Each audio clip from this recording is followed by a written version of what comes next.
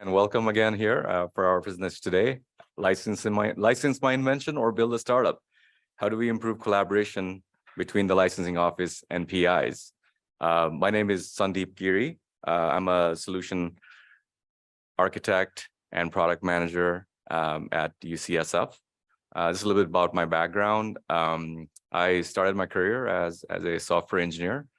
Got caught by the entrepreneurial bug at some point, so got into the whole startup thing. So I founded a startup doing consumer data analytics, and that company is now part of Oracle. Then I did a total 180. I founded a solar energy company in Nepal, which is where I'm from originally. So that was fun, and also I realized I knew very little about solar.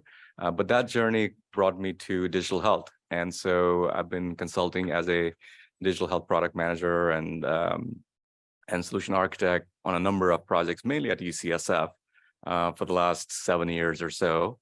And it's been mostly about digital health and also some with research IT. And then this project with UCSF Innovation Venture, I had the opportunity to get involved for the last 3 years. So we're going to talk more about that today. Danielle. Thanks, Sandeep. My name is Danielle Casey-Callahan, and I'm the project manager for Impact, and we're excited to talk to you about it today. I joined UCSF's Office of Technology Management and Advancement in 2016, and I'm part of the IP and business operations team, which manages invention intake, patent prosecution, and funding and nonprofit compliance. Prior to my role at UCSF, I worked as a stage manager for a long time in regional theaters, so I bring a unique perspective to the IP management team, and that's why I was tapped to lead this project when OTMA decided to build a workflow automation tool in Salesforce. And as the project manager, I develop requirements and train users, I triage issues, and I oversee system enhancements and integrations.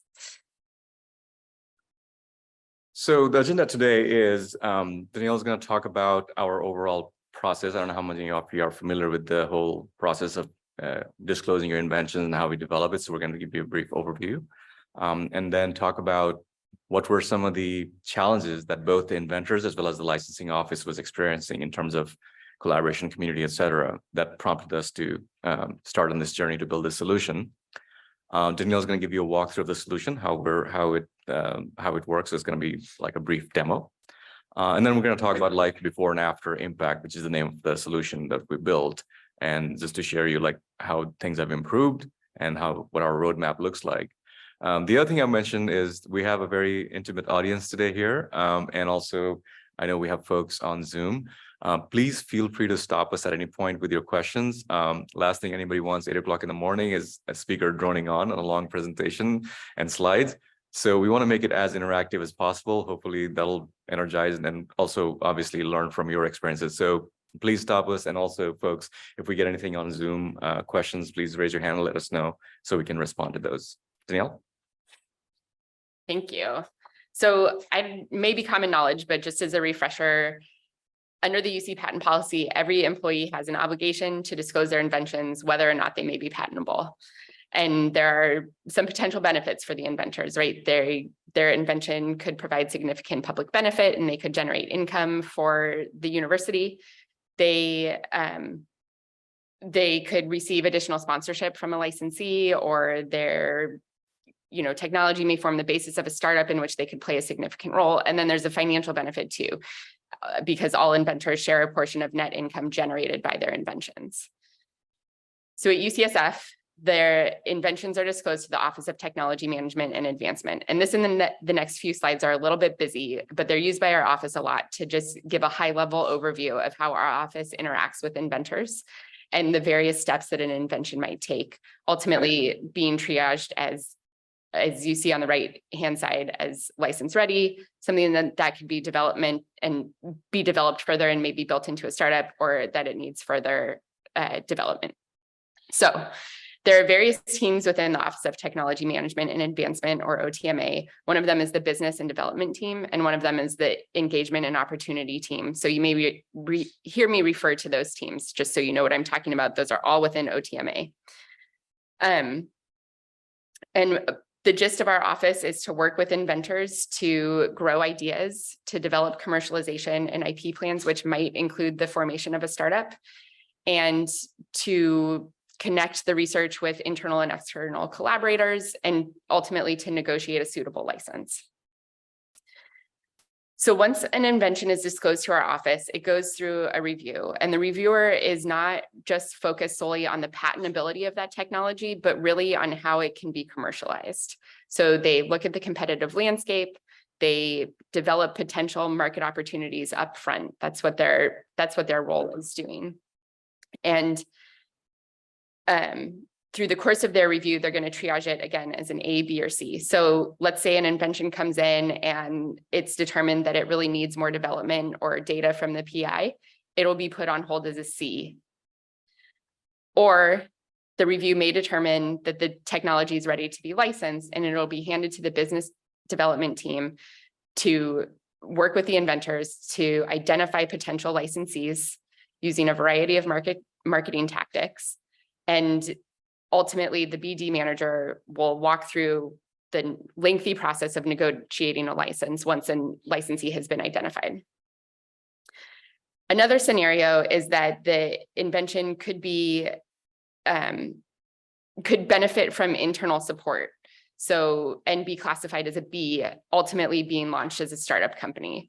So in that case, the team may introduce the inventors to an entrepreneurial consultant who has some experience in the space, and they can work on a business model and introduce the technology to some VCs, ultimately seeking investments, increasing the value of the technology, and therefore increasing the ROI to UC. Overall, though, no matter what course of action the invention takes, no matter the outcome, it's important to know that every invention is a collaboration between the inventors and our office. Also, within our office, it's very collaborative, right? Individuals across different teams are working together to advance the technology appropriately. And then furthermore, our larger departmental umbrella is innovation ventures. So within those teams too, there's a lot of collaboration. So I'm going to hand it over to Sandeep. Really quick question. Please. Sorry, I'll ask it on microphone so that the people on Zoom can hear as well. Sure. But regarding invention disclosure, Mhm. My understanding, and please correct me if I'm misunderstanding, is that it's inventions that are created using university property or on university time, and inventions that you create outside of that realm is not something that needs to be disclosed to university? If it's in the course of your work, it still needs to be disclosed, just to go through the formal process of maybe releasing it to you as an inventor, but it may still be UC property. But if it is outside of the scope of my regular job? It's best to talk to your technology management or tech transfer office just to make sure everything's good and it can be released to you. But in that case, it should be released to you and be your own. Gotcha. Invention. Okay. Thank you. I hope that's helpful. And that's actually a good segue into when we started this process, what sort of questions like yours, folks in the community, UC community were asking, how does this work? And so we started talking to just inventors in general, because typically inventions come from PIs. Sorry, go ahead. Mm-hmm. Yes, please.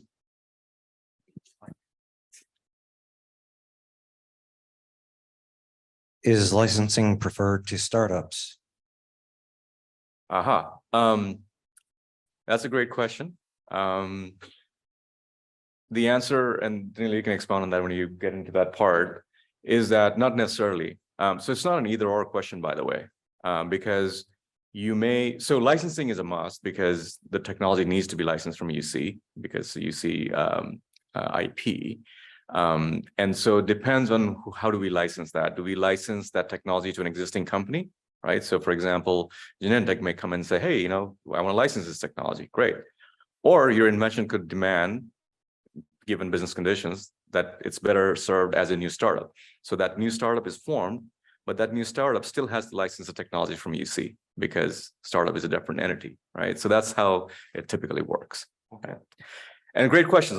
Sorry, go ahead. I actually have a quick follow-up question to his Please. question. So I manage a software development team at UCI. If I wrote my own software on my own time, on my own equipment, would I still have to notify the UC system that I did that before I could do anything with it? I don't think so, but if you have any questions, again, your tech transfer office might be able to better assist you. But in that case, I don't think so. Okay, thank you. But the questions you're asking are pretty typical, right? So when we started talking to inventors, these are the questions that were going around. And what we noticed was that folks didn't know where to go get answers to these questions and clarity. It was also seen as an administrative, or sometimes, frankly, almost adversarial process, which is, hey, I've heard that if I get an invention, UC will take a huge chunk of equity out of it, or there'll be crazy licensing fees, or sometimes the inventors may already have been working with a potential interested industry party saying, hey, we hear you're doing great research. We would love to sort of license it. Or how about we form a startup? So folks would, come to the licensing office already because they felt like, hey, my contract requires me to disclose, but I'm looking at it more from an administrative perspective, not so much as a collaborative perspective. And that was something we noticed, and we thought like, hey, that's not the real thing. As Danielle mentioned, the very reason licensing office exists is for collaboration to help improve the value of the invention. And the earlier we know about what's going on with that invention, the more effective we can be as an office, right? And figure out these answers to the questions, but mainly it's to improve value of that invention, right? So from the inventor's perspective, this was just like, hey, I don't know who to talk to. I don't know what the process is. And then we dived into the process, and it was a little archaic, right? So for example, UCSF, there used to be a Word document that you had to fill out. And that was your way of submitting your disclosure. And you email it to somebody you knew at the Innovation Ventures office. So there wasn't like there was an email, but a lot of people didn't know. So they just sent it to whoever they knew. And then after that, the response could depend on who they sent to and how timely they were able to get back to them. So it wasn't a very fluid process. The second is once you submitted the disclosure, it could go in a black hole sometimes from your perspective, because maybe the person didn't know how to reach out to you, or maybe it was going through some process internally, but it wasn't transparent to you. And so you would then either follow, as an inventor, you would have questions like, hey, what's going on? Like, why haven't you filed a patent yet? Or where's my startup? And people are waiting, right? So you would have all these questions, but not getting answers. And then there's also uncertainty, like you mentioned, like, hey, I have an idea. What should I do? Should I disclose it? Not disclose it? Is it ready for disclosure? Because I just have an idea. I just thought about this morning, that sort of thing. I have an upcoming conference. Like, should I go present my idea at UC Tech, or am I going to be, well, UC Tech probably would be okay, but outside conferences, right? So there's also a lot of uncertainty. And so how do you get these questions? This is what we heard from the inventor community, right? From the licensing office's perspective, there was also other problems, which is I have multiple departments. Some deal with awards, some deal with licensing, so patents. And because there's no centralized data management system, the left hand not talking to the right hand problem was pretty apparent. So for example, the inventor came in, they talked to person X about the invention, and then person Y has no idea that happened because all that information is being kept track in a spreadsheet that person X has, right? And so when the inventor would call, if they don't get the person they talk to, depending on who you talk to, they may not have the context. So it becomes really difficult. The other thing is, within the licensing office, there's all these different disclosures coming in. Not all are same. They're not the same stage of development. They're not the same level of maturity, same level of market potential. So where do you spend your time? How do you know? Well, if you can't see them all together, it's like the squeaky wheel getting the most attention, right? So it's like, well, whatever's most pressing or most visible, I'll pay attention to that in front of me. And there may be things that are more valuable that are buried that I may not be able to see. And so all this leads into this problem of, not being able to separate signal from the noise, which is in the lack of being able to see the data for each disclosure in a consistent manner and being able to compare them. It's very hard to prioritize. And so you had a lot of, resources misaligned.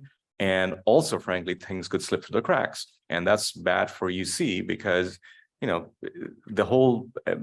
revenue potential here is to find the maximum value inventions, get them commercialized, derive the most value out of possible. And that way, both the inventors as well as the UC benefits. But if you miss something, or there's a time to market issue, things like that, that could end up hurting us, right? So that's what we found. And so the solution approach was as follows. So first and foremost, we thought, hey, let's have a centralized way of communicating with our inventors. And we deliberately chose the word inventors before it was all about PIs. So there's a distinction, right? The PIs they're researchers, and yes, almost maybe 99% whatever of the research invention comes from PIs, but invention isn't specific to PIs. You could be working on a software development project in IT, right? And that could have potential of a product or idea. So we want to broaden the landscape a little bit and also provide a centralized way of communicating so that there's a one-stop shop. And the way we describe it is like, hey, let's have a portal, but not just online to just check your status, but more as a means of communicating and collaborating early. The second thing we did was we just, classic creating a flow chart of what our process is. And depending on who you talk in the office, they may have a different view of the process. So there were multiple flow charts that we had to kind of say, hey, how can we streamline this into a process that we can say, yeah, that looks, something we can sort of follow, and it becomes easier to train. So this was another exercise to make sure our processes were well-defined and documented. And then put a bunch of sticky notes on that's a literal design session. It's like, well, as leadership, what do you want to see from a KPI, key performance indicators of how we're evaluating the business at large? What are the key things you need to see? And just let's put those. And whether or not we can find that data, that's different, but let's start from the end in mind first. And so that's how we define the requirements. And the key here was to focus on collaboration. UC actually has a system. Well, somebody here works for UCUP, and there's a system called PTS, Patent Tracking System. And that, has all the disclosures, all the patents, all the licensing deals, agreements, etc. But that stuff happens after an invention has been developed, like to a point where it could be patented, where it could be licensed, where it could be, build a startup. But a lot of the action happens in that development part, where you just have an idea, or maybe you have a half-baked idea, or have a good idea, but that could be better if you combine with some other idea. All that is business development. All that requires collaboration. And that's not something PTS does. That's not what it's designed for. In fact, if you go out in the market, there's a bunch of tools that do a great job in IP management, but they don't manage business development, which is what we thought this was, and workflow automation. So we chose to build this actually in the reverse order. So we build a dashboard first. So we at least have dashboard with the data that we already had from PTS. And then we say, hey, dashboard, we can only have half of these metrics in the sticky notes. So the other half, we need to build processes that could track the data. And that process building was our workflow automation system is what it turned out to be. And that we built on Salesforce. And I have to give a shout out to Salesforce. They're super generous in terms of how they work with UCSF. They provide free licenses to UCSF to build solutions for any use within UCSF. So we took on that opportunity, and it's also a great tool that gives you a lot of sort of the working like a platform for tracking deals and business development. It's a CRM system for that's where it originates from. So we use that to build a workflow system, and then the last thing we built was the portal, and that's how we went on about building the solution. Thanks. And now I will walk you through it. So the inventor portal is accessible from our website, and on their first visit, the inventor would request an account. Subsequent visits, they'll be able to use their UCSF SSO credentials to log in. This is a view of the homepage where they can access resources and disclose new inventions and ideas. And then they are able to save a draft throughout the course of filling out this form, and they can return to complete it at any time. Up top, you see the to-do section, which is important. It highlights the actions they need to take for particular inventions. And once an idea or disclosure is submitted, they are able to see who from OTMA has been assigned to the case and what the status of the case is, whether it's being evaluated or is moved on to development. So I wanted to step you quickly through the disclosure form. It's a dynamic form. You can see it's split into different pages to help the inventor focus on one section at a time instead of having to scroll through one long document. Up top, you can see that they are asked to identify the lead inventor. So if this is a postdoc, for instance, submitting the invention disclosure, they could list their PI as the lead inventor if most appropriate. On the category page, they're asked to identify the most relevant type of invention so that the system can help group by category. And then you can see here an example of the dynamic nature with the follow-on stage and modality questions there. The inventor page, they're asked to identify all co-inventors and their affiliation.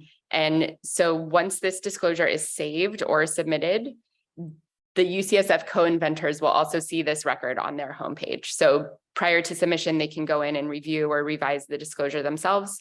After submission, they're also able to see the status of that case. The next few screens are pretty standard. So we ask for obligations, any potential competitors, the valuation, about any public disclosures that have happened or are going to happen to set the bar date for patent prosecution, any other applications this invention might have. And then the market page is pretty unique in that it asks the inventor to assess the commercial value and market readiness of their invention. They can add attachments and review the disclosure before clicking submit. And once it's submitted, they receive a notification and they're able to download a PDF for their records. So that's the inventor's experience of submitting a disclosure online. On our end, we receive an email notification and a notification through the system that the disclosure is ready for intake and review. And Sandeep mentioned this, but just to reiterate, this process used to be that an inventor would download a Word doc, maybe send it via email through to their colleagues to, make adjustments to, send it back to our office. So this has really streamlined the whole process. So now it's being assigned to an EOD reviewer to review the disclosure. Again, that assignment used to happen via email. The review used to happen on its own Word document that was saved to a shared drive. So now for the first time, we have it all here in one record. They have the disclosure here ready to categorize appropriately and triage accordingly as an A, B, or C. And there are a variety of fields here for the EOD reviewer to complete through the course of their review, such as notes from key opinion leaders or indicating options for next steps that might advance the technology. And a key part of their review will look familiar from the disclosure, where we asked the inventor to assess these 9 criteria before. We're now asking the EOD reviewer to use their expertise to make the same assessments.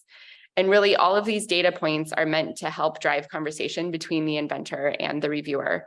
And they're not automatically shared at this point with the inventor via the portal, but they are meant to drive conversation, foster collaboration, and for the first time, they all exist in one place and on one record. So for the purposes of this walkthrough, let's say it's determined that this fake invention is ready to be licensed, ready to form the basis of a startup company. So they'll hold it as a B and work internally to develop it further before creating that startup. Now they'll use Impact to track not only the creation of that startup company, but also the licensing of the tech to that new co. And the steps towards building the startup might be, again, referring it for internal funding, introducing the inventors to an entrepreneur in residence who has lots of experience in this space, who can help develop a business model, who can help develop pitch decks. They're tracking all the pitches to the VCs, the outcomes of those investment meetings, and they're going all the way through the steps to build a fully functional company. I've also put up here another set of sliders that are used to track the development metrics of the technology itself. So leadership can come in at any time and see where that technology lies, what the status of that technology is. And I just can't stress enough how much Impact has helped us standardize not only the information that's being captured for the review or the building of the startup, but it has improved and simplified communications between inventors and our office. And for the first time, we're comparing apples to apples, right? Because before, everyone was tracking this information in their own way in emails or on individual folders or in separate spreadsheets. So for the first time, we have everyone keeping track of the same information, and it's easily accessible for everyone. So that was an example of how we walked through from disclosure to the building of a startup company. And that's akin to hundreds of opportunities that are in our system. So leadership now has insight to all of these opportunities, those from the initial engagement stage where they're waiting, where our office is waiting to hear back from a potential licensee, all the way through to those opportunities that are about to be executed and are going to generate X amount of revenue. The BD business development team now has a comprehensive report to use for their biweekly meetings to discuss all of this information, what potential opportunities are going to have a great impact. Again, before they were all updating one shared spreadsheet with like information that wasn't very useful or helpful. So this is just made extraordinary steps towards simplifying their lives and our lives. And now that everyone is comparing apples to apples, now that everyone is using the same system, now that everyone has access to the same data, we have insight to information that we didn't readily have before.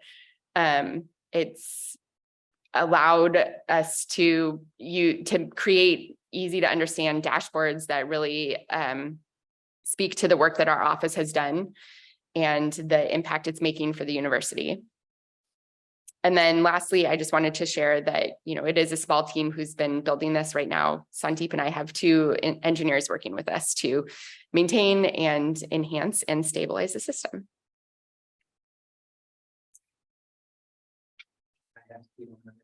Please. Sorry. So with the Salesforce metrics, you were showing the slide where the tiers of the ABC, and under that, I think I saw TLP, which I assume is you didn't make the cut. And I'm just kind of curious in the metrics, what percentage of people submit things that don't even get to the level C? Sure. So first of all, TRP stands for tangible research property. So that's just classifying something that maybe doesn't need to be marketed in the same way that one would be marketing towards licensing a technology, right? Like this could be a mouse model that needs to be transferred to another institution or something. So it is rare.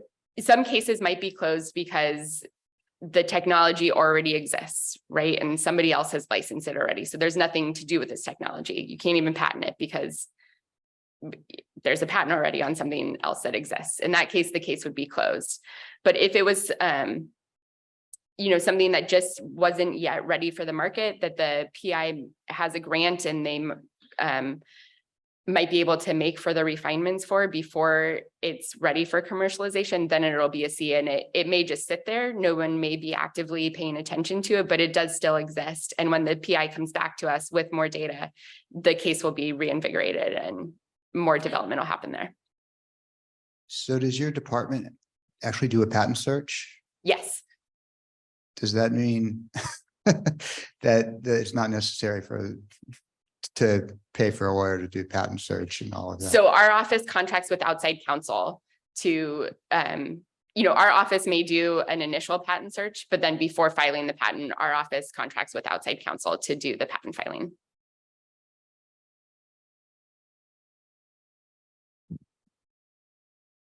So your team is the one that reviews all of the ideas that come in, et cetera. And so if there are like overlapping ideas or things that are similar, how do you handle those? Great question. I think the system helps us with that because we're categorizing things in the same way as I mentioned. So you can bundle technologies to be licensed together. We know, this business development manager is working with this inventor and their lab is doing this, and they're aware of this other inventor whose lab is doing something very similar. And together, those 2 technologies could be licensed for a greater valuation than and public benefit than just one and the other. So it really, that was happening before, but that was a lot of crosstalk and collaboration amongst the team, which is great. But now the system, anyone can come in and see like, a strategic alliance, which is another office within Innovation Ventures. They have heard from this company that wants to invest in research for such and such, application. Now they can go in the system too, without even knowing the inventions. They can do keyword searches, they can search by categories and see what's available to license.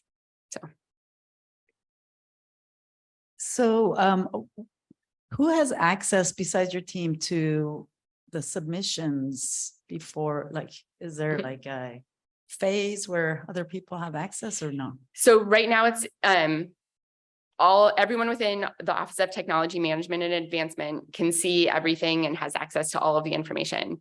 From Innovation Ventures, they can see our information. They can't edit anything. They might be able to make notes or make suggestions, but they can't edit any of that information, but they are able to see disclosures before they're patented or licensed, which they didn't have insight to before. You know, they could ask for titles, but that was all kept in that UCOB system that Sandeep mentioned, the patent tracking system. So now they too can go in and see what an inventor they know is working on, or that they have a relationship with. You know, it's just connecting the dots in a way that we haven't been able to see before. Yes, Jim. Are there NDAs that are signed for all of this? Yes. Okay. Yes, whether, you know, so if a disclosure is submitted and there's a company who's interested, they'll sign an NDA as part of the license negotiation, you know, way early on, of course, before any license is being spoken about. And then our office also handles non-disclosure agreements for things that aren't even cases yet. So maybe just an idea that hasn't been fully developed into a disclosure. They're also handling NDAs for those. And then going back to my other question, let's say it's a software system that the university thinks is a good idea. Would it be beneficial maybe then to go through the university because they can help you get VCs and that sort of thing and become a startup? Yeah, absolutely. I think, you know, every university is approaching startups in different ways. And some tech transfer offices are a lot more market forward as opposed to passive marketing where they're waiting for companies to come to them. But, you know, UC has the resources to do that. So your tech transfer office should be able to help. Okay. Sure. More. And as somebody who's started companies outside of VCs, I mean, that's a huge cost, like to do patent searches, to do market research, to develop pitch decks, to get contacts who you could pitch to. So there's a lot of help in there, like, you know, that's available. And that's really, you know, again, this whole talk is about community and collaboration aspect is that, you know, the before impact, this was happening, but in an ad hoc manner. There wasn't a set of data to guide you through the thinking. As you saw the question, you know, the form, as opposed to the Word document form, it actually systematically asks you for all different aspects of your disclosure. So by the time, you know, it helps you to think through those aspects, you know, like, is it patentable? What do I think the value is, et cetera. So generating all this data and consistent data set about all inventions, that was something that was not there before, right? And so a lot of these ad hoc conversations like the ones we're having today would happen and then be not documented, not recorded. And so that was the difficulty. So this thing was really what changed, the system changed more than the technology that we built, is that the data gives us a shared common context, right? So when we talk about a particular inventor, so for example, in Impact, we can go click on a particular inventor's profile and we know exactly how many different inventions they've, you know, disclosed so far and what happened with them, how many licensing deals they have, how many startups they may have formed, and vice versa. You can go click on a company like Genentech, Roche, or whatever, right? And say, oh, this company, we've had so many licensing deals. They have given us so many awards for this kind of research.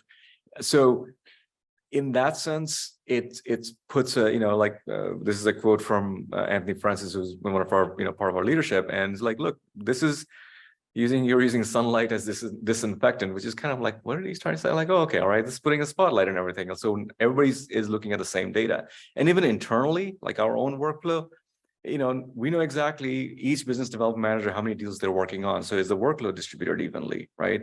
Are the disclosures going to the right BD managers, right? Because if we know that inventor has already worked with a specific manager before, so we try to pair them up that way. So it's, you know, you can build on those relationships. So it's this, you know, building of the common context is the one that helps us a lot to collaborate. And so we went live in June of 2021, right in the middle of pandemic, but that's when we went live.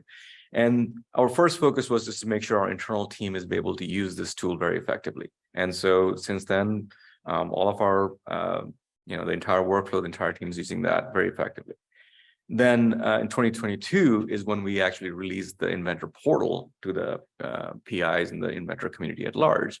And so now every week we're having a bunch of new people sign up as they have new inventions to disclose. They come to our site or find out, hey, I don't need to do that word form anymore. I just go through this online. I know exactly what's going on with it. So we're getting a lot of disclosures this way.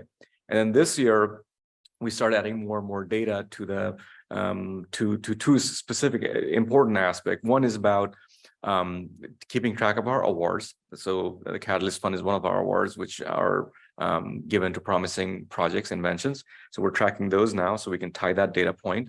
Also equity tracking, and then putting the details of our licensing agreements into impact is another thing that we're doing that we just released this year.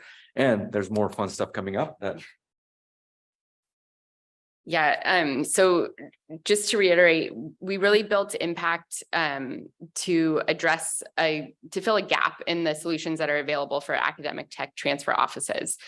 As Sandeep mentioned early on, we didn't set out to recreate a new IP management system because they exist and they work. But we identified the problems of inconsistent, incoherent, opaque data and processes, and we built a solution to address those. He said we went live in 2021, and since then we've built a lot of pieces that proved really unuseful. So we've scrapped those. We've talked to a lot of users. We've made adjustments to enhance their experience. And over the past 2 years, we've really come across these 5 values as our guiding North Stars. So if you look at, this is just a roadmap of some projects that we have where everything is really focused on one or more of those North Stars from the previous slide. For example, this year, we hope to build a system to track regulatory approval so we can easily see what technology has advanced to phase 1 or phase 2 approval. By the end of next year, we hope that inventors are initiating their own MTAs. We have a lot of goals that are focused on data transparency, efficiency, and ultimately improving the collaboration between innovation ventures and inventors, and also within innovation ventures itself. Sorry. All right. So where do we go from here? And this is really the reason we want to present at UC Tech was to have this conversation with the UC community at large, because obviously we're using this at UCSF, but invention by itself is not something unique to UCSF. So all the UCs are involved in this. And so our question, or the conversation we want to have with folks here and ones watching and perhaps the recording later is, does any of this resonate with your specific UCs and your processes, right? Are the other licensing offices, is there a way to collaborate here, right? Because if this system works, or maybe even improve it, right? There may be things that you might be doing at your UCs in these workflows and the way you interact with the inventor community at large that may be helpful. So the point here is that, can we build a community culture across UCs on how we do a better job in collaborating with inventors, licensing office inventors, and focus more on the business development, so we get the maximum value out of each invention done within UC and benefits the UC institution at large. I'm sure we can, use that revenue to further flourish or whatever, all the good stuff we do, and also, benefit the inventors and create this culture of entrepreneurship, saying, hey, there's like the questions you were asking. If I come up with an invention, whether I license it or where I build a startup or do both, how do I do that most effectively and make use of all the resources UC has? Even collaborate across UCs, and there's a lot of collaborative projects happening across different UC researchers and so forth. So that's really the hope we have. And so the question we leave you with is, as you go back to your UCs, your licensing offices, or look at your inventions, how can we collaborate? How can we have this conversation? How can we move this forward? Does it make sense to use a tool like this at your particular UC? So that's what I want to hear from you about how this can go further. And our hope is that we continue this dialogue and create a better culture of invention within UC. And so that's our presentation. Thanks you for questions. And any other questions, we'll be happy to take more. I don't know how much time we have, maybe 1 or 2 minutes. Thanks, everyone.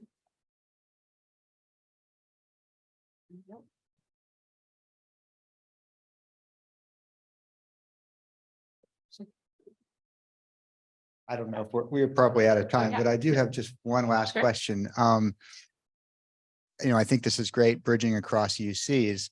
I'm curious if you would ever see this, an inventor who's not an employee of the university coming to the portal and submitting their ID to partners with UC through that kind of avenue, or is this something that you would see only for UC employees? Great question. I think, I could envision a world where that's done, that would be more for like the strategic partnerships aspect of innovation ventures, where, where now a company may be coming to our website to see what technologies are available. Maybe they'd submit a form saying, we really want to partner with someone who's doing this. And then everything could be captured on that one record too. For right now, though, I think the focus would be on UC inventors. And to be fair, a lot of UCs have their own inventor portals, right? This is what ours is doing, though. We're allowing them not only to disclose, but to see what's happening with their case, which might not be the instance for every UC. Yeah, and from a technical standpoint, it's easier to kind of manage scope, because even things like authentication, right? If I keep it within UCs, we can collaborate with the identification tools that we have and say, hey, this, and piggyback on that to make sure, hey, this is actually a UC staff. So we don't have to build processes around that, because there's a lot of sensitivity about tracking inventions to the right people at the right time and making all that record, right? So I think having the data specifically UC helps technically, like in terms of building things and keeping them organized. I see the value in widening it up, don't get me wrong, but that's also a much more difficult technical challenge. So that's the other reason to stay focused within for us right now within the UCSF community. And right now we're trying to explore if some other UC wants to use the same tool, how would we do that? And those are the conversations we're having, actually trying to figure out. But that's a, different order of magnitude problem, because all of a sudden now identification itself has to go beyond ECSF and across different UCs. So there's that issue as well. So. All right. Yeah, thank you guys. All right. Thank you, folks. Appreciate it.